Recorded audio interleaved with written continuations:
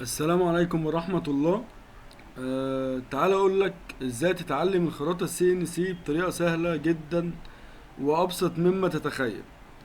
اول حاجة انت بتحتاج مكنة تتدرب عليها بحيث انك لما تتعلم تبدأ تعمل الخطوات زي العمل بالظبط، انك تبقى في حاجة قدامك زي المكنة تتدرب عليها.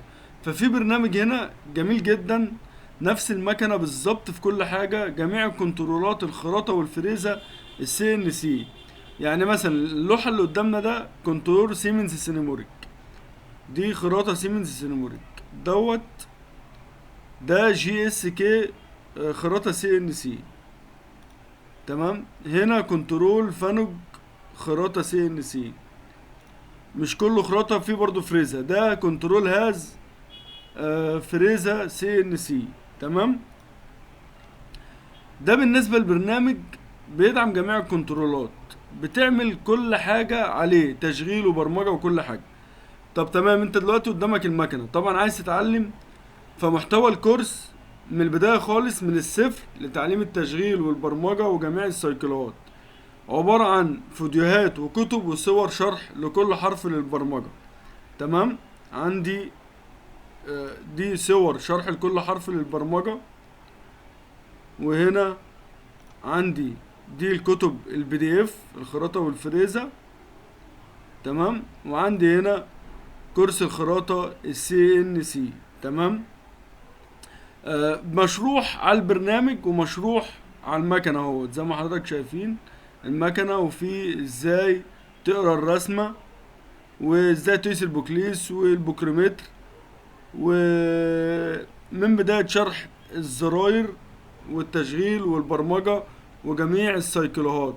تمام.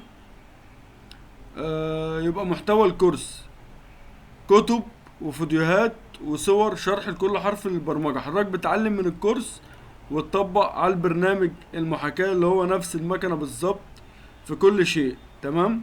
نفس المكنة. تمام. عايز تعمل تشغيل، عايز تعمل برمجة، عايز تعمل اي شيء، هتركب عدة وليكن هنا اهوت، ده برج وهنا الظرف.